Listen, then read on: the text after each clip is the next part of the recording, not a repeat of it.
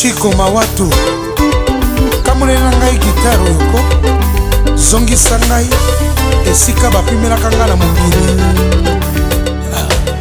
Si je savais ça.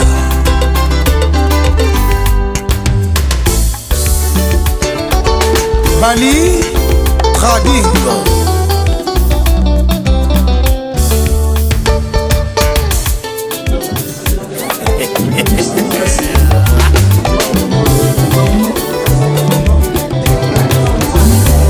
bolingo somisomi lolango na epe basusue ngai kwekenge lokola liso olekanyawe zongisa amonanga na congilate kokolo yokozonga otia yango na mikro belisa ngai mingi te okolia ngai wana okolia ngai malamu.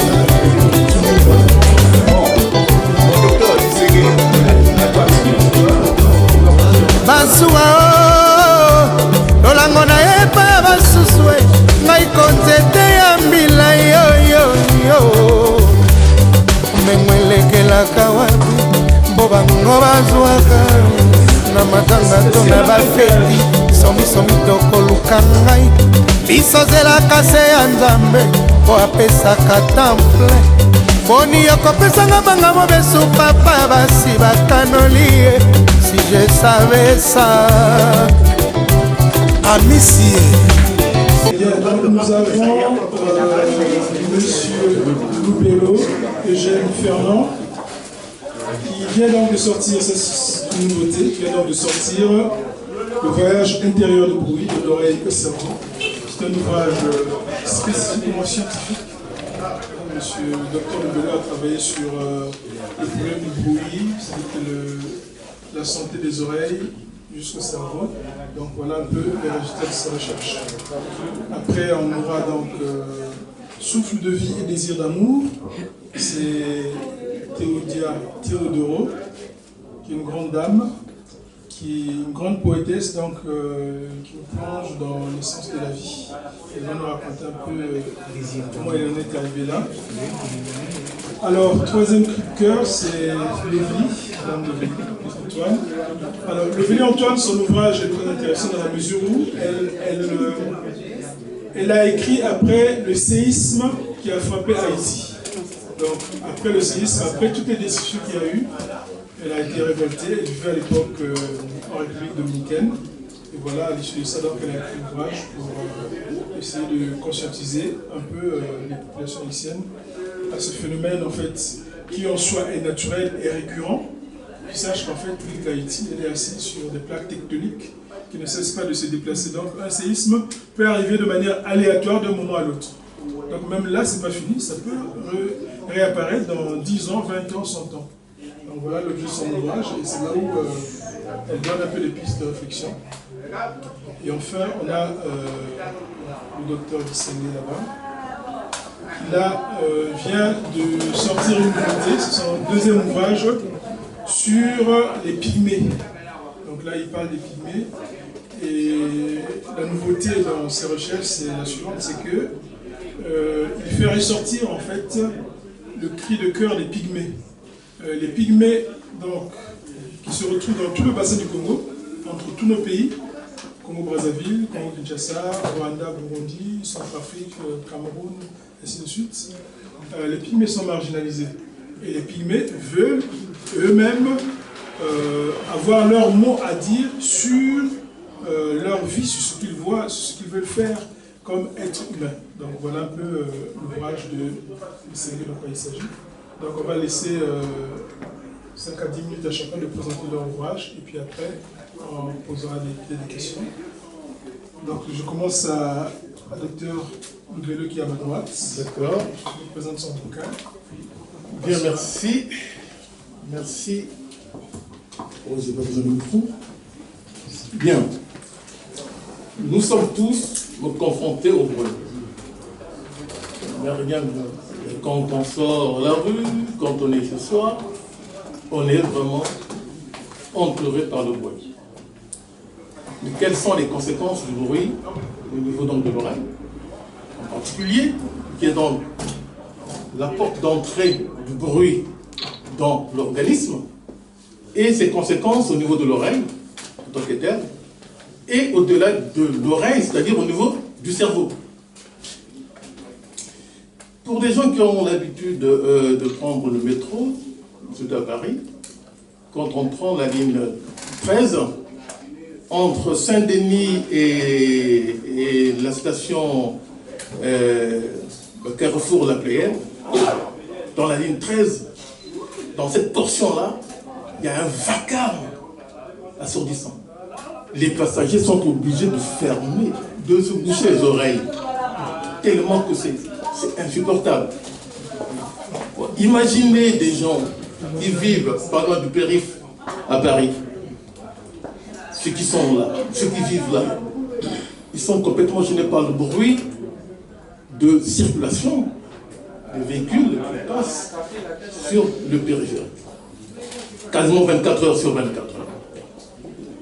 Prenons aussi le cas des travailleurs tels que les ouvriers de chantier qui utilisent le marteau-piqueur. Beaucoup d'entre eux ne portent pas de casque de protection. Ils travaillent avec ces marteaux pneumatiques qui vibrent et aussi fait du bruit. Autrement dit, le bruit, c'est un fléau mondial et que chaque société doit prendre les précautions pour pouvoir éviter les dégâts de bruit sur les oreilles, car les dégâts du bruit sont localisés au niveau de l'oreille. Alors si nous voulons préserver notre audition jusqu'à la fin de notre vie, donc il faut se protéger du bruit excessif, du bruit très intense, mais très fort. Et vous savez très bien que pour les musiciens, beaucoup d'entre eux ont présenté ou présentent une baisse de l'acuité auditive à force d'être dans les concerts où les haut-parleurs émettent la musique à un niveau très élevé, pouvant atteindre 100 décibels, si ce n'est pas plus. Donc, pendant 1 heure de concert, 2 heures de concert de musique, mais pendant 3 heures. Cela donc a des conséquences, mais très graves sur l'audition. Alors, je me promenais dans Paris quelque temps, j'avais vu un camion circuler dans Paris avec du monde derrière ce camion, avec de haut-parleurs placés dans ce camion, qui donnait alors vraiment un bruit, un vacarme insupportable. Je me suis approché pour voir, mais qu'est-ce que c'était? C'était la Gay Pride, c'est-à-dire la fête musicale dans la rue. Tout mon corps vibrait. Et je voyais ces gens qui étaient derrière ces camions, qui dansaient, mais qui étaient heureux. J'avais pitié d'eux. Suivre ce cortège pendant des heures, cela ne pouvait qu'avoir que des conséquences sur leur audition.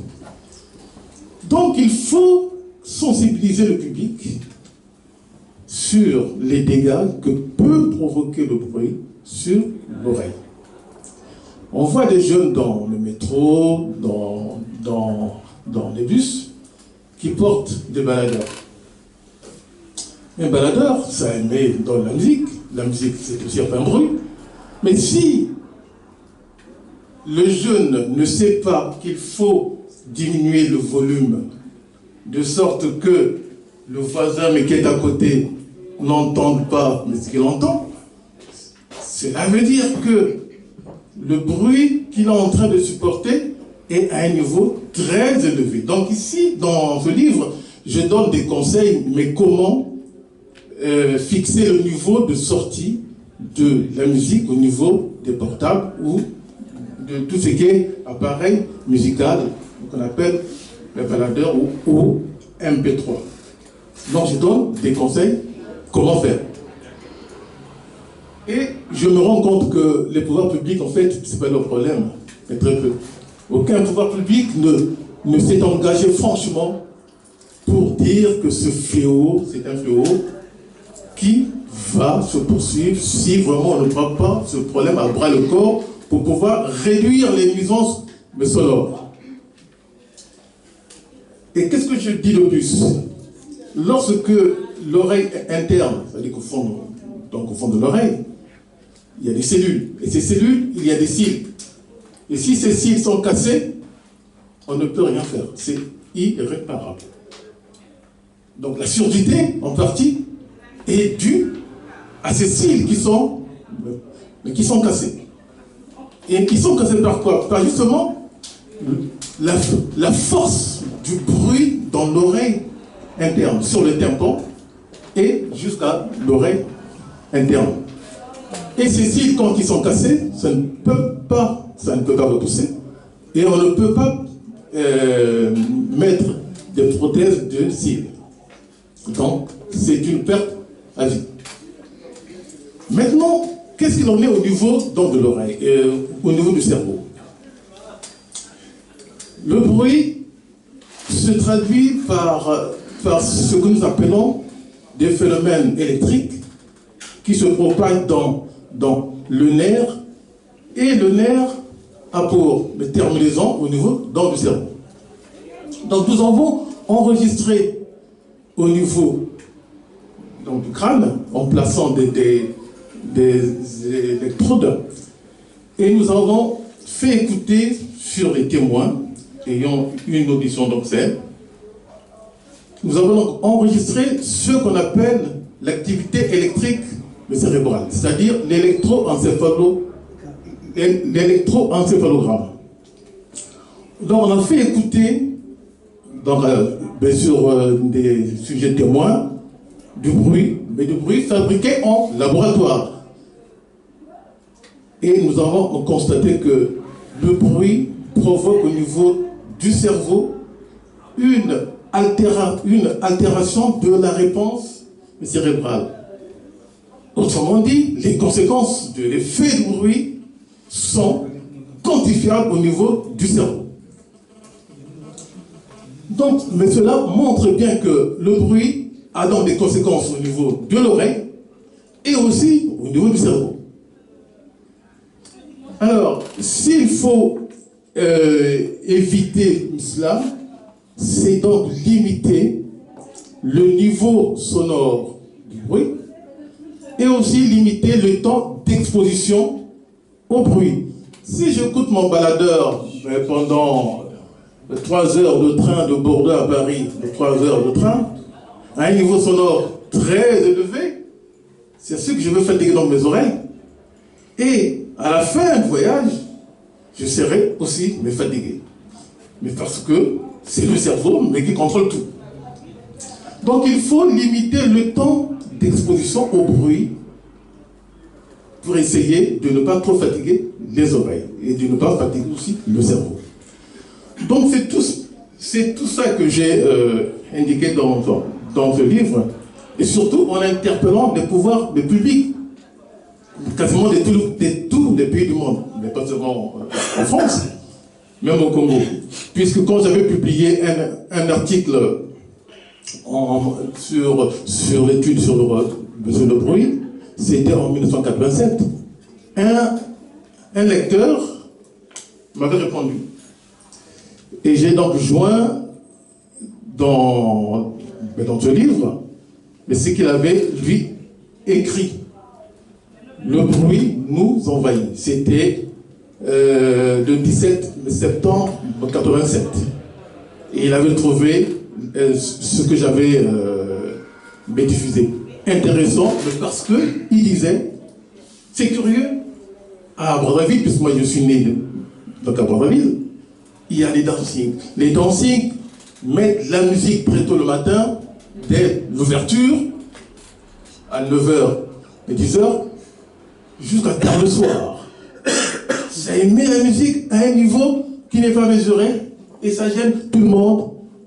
Les gens ne s'en plaignent peut-être pas trop, ou bien ils subissent, mais ils ne savent pas à qui poser le problème pour pouvoir apporter la solution. Donc ça, j'en parle pour aussi attirer l'attention des pouvoirs publics de mon pays, car c'est un fléau qui touche aussi les Congolais de Brazzaville et de partout d'ailleurs.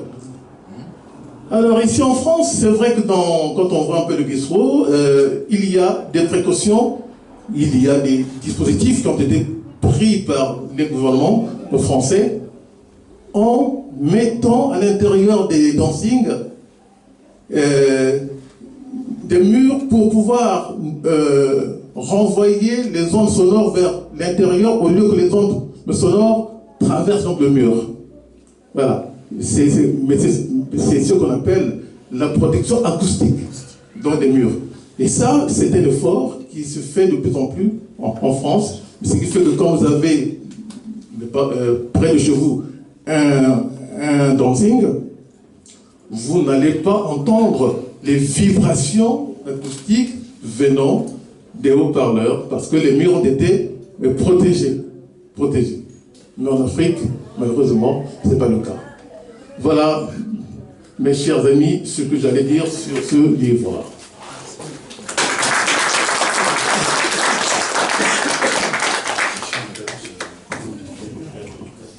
Je pense qu'on va passer à Théodia et puis on fera des questions globalement. À la fin, ouais. Bonjour à tous, merci aux éditions Paris. Alors, difficile de suivre.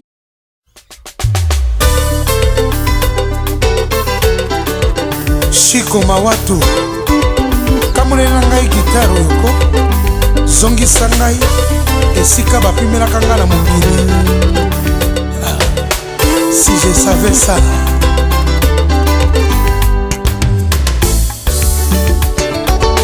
Bali Trading.